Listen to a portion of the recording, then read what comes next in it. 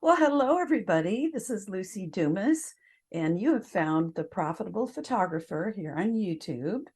I would love for you to subscribe, so go down here and also jump over to either my website, which is lucidumascoaching.com, or you can find this show on all platforms, Apple, Spotify, all those things.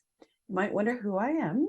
I've been in this business 40 years, full-time as a photographer, portraits and weddings, and I'm also a business coach. I love to help people learn how to sell zillions of wall portraits and albums in person. I'm a big believer in the luxury, full service approach to photography. So listen to everything you can. Get in touch with me if you have any questions or just want to say hi. And thanks again for subscribing. Bye. Unlock your dream with the key of passion and motivation. It will open the door of fortune to make your life a sensational success story. Dr. Anil Kumar Singha. Hi, and thank you so much for tuning into today's episode, which is a teaching episode, Be a Master Salesperson by Becoming the Trusted Advisor, or How I Learned to Sell a Luxury Product as an in-home makeup consultant. And hi, this is Luci, and I need to say right here and right now that I'm allowing myself to be perfectly imperfect as I begin this journey as a podcaster. It is my heart's desire to impact your life, to share tips to keep you motivated, and also maybe giving you permission to be imperfectly perfect. Some people may just need to hear that. So I decided to just claim it out loud. I am a recovering perfectionist. I made a lot of progress, but starting something new is always a little bit scary. And it is reminding me of how it was scary starting a business from nothing 37 years ago. And so I honor wherever you are on your journey. My intention with this podcast is to share practical and motivational insights that will keep you moving towards your goals. And if you would like more information on my coaching program or other products that I develop, you can go to lucidumascoaching.com, and I would love to hear from you. And you'll see that there's a little ebook you can download about marketing, 10 big ideas for marketing in the real world. And love for you to share comments on that, send me emails, and join my private group. So also, I want to remind you that if you share, rate, like, join, then this podcast will grow and continue. All right, so here we go with the lesson. Becoming a master salesperson. My superpower is selling 3 to 8 wall portraits and a book almost each and every time. My photography is of children and families currently, and I deeply believe in the value of large art pieces in people's homes.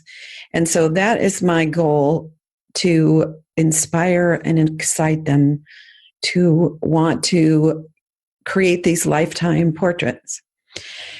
The core, as I began to coach, I realized that I had a system. I'd been doing it so long that until I began teaching it, I didn't know that I have a step-by-step way and that there's actually a name for it. I didn't coin this term, but I call it becoming the trusted advisor. And every step of the way, when I'm working with a client, from the first contact, actually from the first place they find out about me. So if they find me at a charity event, they've purchased a gift certificate, or they find my website, or they meet me networking, or any other way, that the initial contact gives them a sense that I'm somebody professional and trustworthy. Then from that first phone call, I begin to form a relationship, make a connection. That connection it starts with asking them questions and going more deeply into the love that they have for the people that they want to be photographed. And that includes for themselves or their pet or their children or their entire family. There's always love there. And so as I have a conversation initially, before I give them any pricing information, I am helping them picture what it would be like to work with me, helping them feel like I see them, and having them surrender little by little to my leadership. Because from that point, as I advise them on the clothing to wear, the time to meet, I have preparations that when we get together for a planning consultation, we go over little tips, things like bringing snacks and not bribing your children, because bribery gets you nowhere with with a photography session, unless it's just a short range. If you do this for 5 minutes, here's your prize. So anywho, so what I realized one day is that how I learned my process actually started when I was selling skincare at home, like a Mary Kay. It's a product called Jafra, and they had excellent training on how to sell.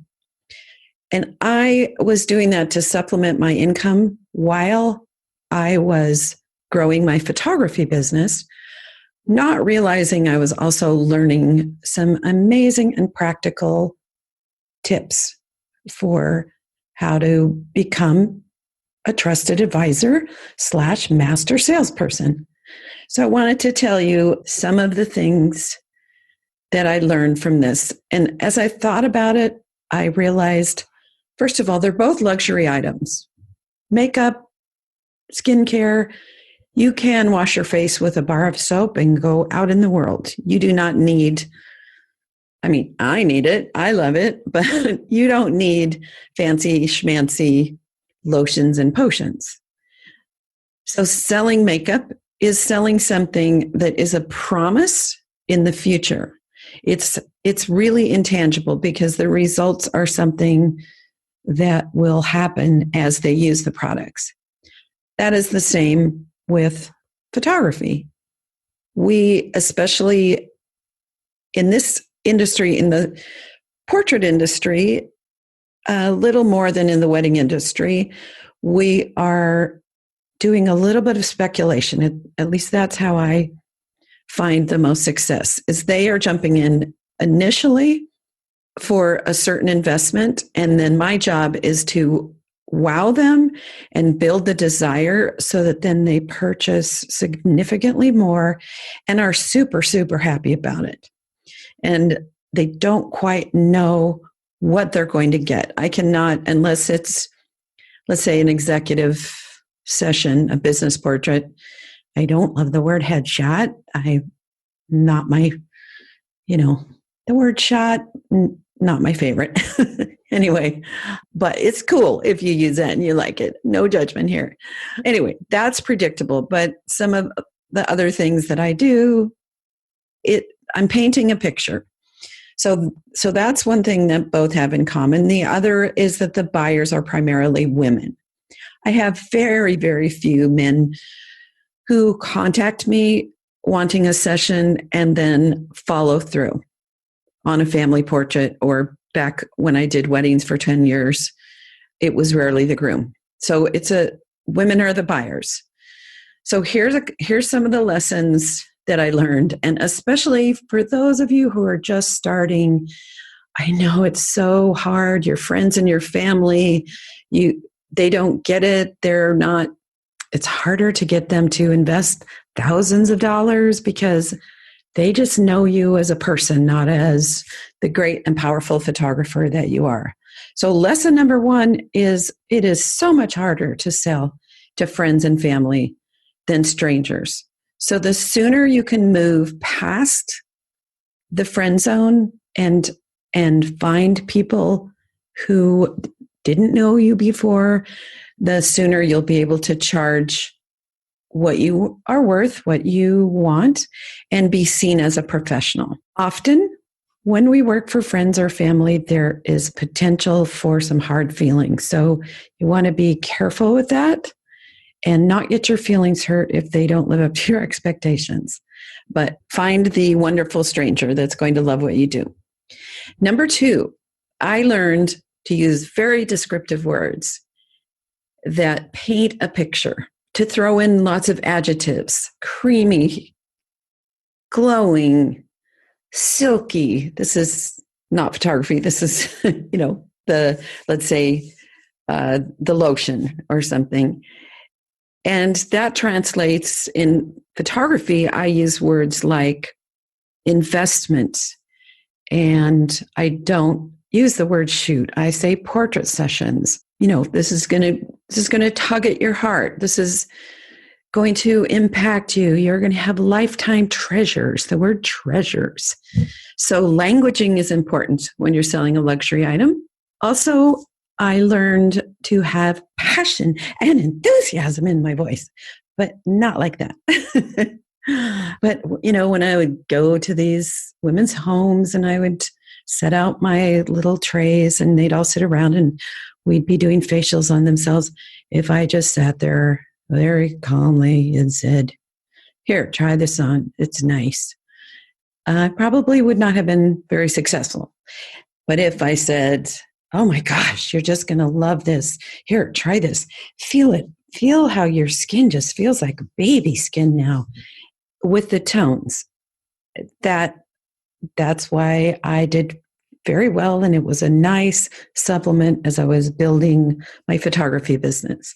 So at all times when I'm with clients, selling on the phone, on location, I am enthusiastic. One of the tips that I heard a long time ago, and it might have been at the sales training, is to smile when you call. Some people put a mirror where their telephone is. Now, that's back when we had telephones plugged in the wall. So whatever you can do to remind yourself to smile. And let's see if you can get this. Hello, everybody. I am happy to be here. Hello, everybody. I am happy to be here. Which one was a smile? Second one, of course. Number 4, I learned to have a plan, a start to finish sales plan. When I just walked into the room, and if I were just to put the makeup out, let them try it, throw out a price sheet and wait, nothing would have happened. And that is true with photography as well. My sales plan starts with a phone call, as I mentioned, to the consultation, how I photograph and what types of photography, the variety, the backgrounds, all that is part of my sales plan. I'm planting seeds all the way along for the final purchase, but also in the sales room, I have a system, step by step. When I'm teaching it, I even number them. Step 1, we do a slideshow. Step 2, we do yes, no's, and maybes. Step 3, we take out similar ones. We do some comparing and take out similars. 4, we place into wall, small, and album groupings. 5, I do another slideshow of just the wall group. 6, we sort it down, and 7, they decide what they want, and 8, they give me $1 million. So it's very systematic. It's that trusted advisor, and it comforts them when they can tell that I have a system. Number 5, I learned that people don't call back and order later. I had kind of forgotten that until I was, thinking about all of the comparisons, because I know this in my photography, but very often at these, we called them classes, not parties, for skincare and makeup, they would say, well, can I take the brochure home and I'll call you and order later? And of course they didn't. And that is also true with photography. One of the reasons I think that what I've coined the term post and pray way of selling is can be frustrating and not successful because you're asking them to see the images, but then they have a certain amount of time to decide and order, and people get busy and things become less important. So when I'm sitting with them and guiding them, or even in a pinch when I'm doing a live call with a screen share to guide them to the purchase and to get them to that end result and making a decision and paying for it or doing a deposit, that is critical. That anytime they're going to finish the order later, the enthusiasm is less, that emotional impact of your work is diminished. Who can remember what they feel about a photograph that they're looking at? They feel it when they're looking at it. So get the sale. That's my point. Get the money. Because, not because of the money, but because you know and I know how much these are going to mean to our clients. These are lifetime treasures, never to be repeated. So whatever you do, don't listen to the can I order later. I also think this is kind of in the same vein, but when they say no or offer objections, I've learned a lot of creative ways to address them. For example, I'll think about it really means, please give me more reasons to say yes. And that's a whole other conversation. Someday I'll do a podcast on like the top 10 objection handling phrases. So I'm going to put that on my list. 7, I learned how to give good phone. I learned to follow up on leads. I learned to do reminder calls and to express my gratitude. Number 8, and this is something, okay, I'm not going to get on a tangent about this, but dress professionally. Dress better than they're probably going to be dressed unless they come from work. When I did weddings, I cannot tell you how many times people, like wedding coordinators, said, oh my gosh, I'm so happy to see somebody dressed like they're coming to a wedding. And, I wasn't in a prom dress, but I was in a nice jacket and a nice pair of pants or a nice skirt. And I wear clothes that feel like pajamas, but there's also a little style to them. If there happen to be leggings, whatever goes on top is very long. I don't wear jeans. I don't wear shorts. I don't wear flip-flops. Even when I'm just delivering something quickly, I throw on a little top. Maybe I put a scarf around my neck, a little lipstick, something that says, I am a businesswoman. And this is especially true if, like me, you have a residential studio. Treating it as a business, I know that when we're working, we're crawling around, especially if we're photographing children, and you're on your knees. Well, there's comfortable clothes that still look professional. Or at least when I may take the jacket off, I may take the scarf off, but that first impression is this is a woman who's in business. It's not a hobby. And a really big one that I learned right away from classes on skincare is not to serve alcohol until the order is complete. What would happen is either they would stall out and they wouldn't order, or they would over order and cancel the next day. And I found that to be true also in selling portraits. If I pop a nice bottle of champagne or a glass of Pinot Grigio, and even like for me, if I have half a glass, I'm not as sharp. And I'm asking them to make big decisions and invest thousands of dollars in art, and I need them sharp, and I don't need them impulse buying. I do a lot of galas and charity auctions, and I find that the bidding is very slow until they've had several drinks, and then the guests walk around and they sign up for everything. And I think if you're listening and you wonder how come sometimes you never get a response from people if you've done a charity auction, and I never thought about this till this minute, but highly possible they were, they'd had a few and they didn't even remember that they purchased it. And maybe they didn't even want it as much as they were there to have fun and donate. And just a little aside, I always insist on getting the contact information, especially the phone number in that circumstance, because they're so grateful when I call. And anywho, that's a little aside. All right, this is a big one, and I'm going to talk about this for the rest of forever, however long this podcast lasts, however long I'm breathing. It's the power of intention. I have an intention of what I want them to purchase, and I picture it. I picture it in their home. I picture their reaction.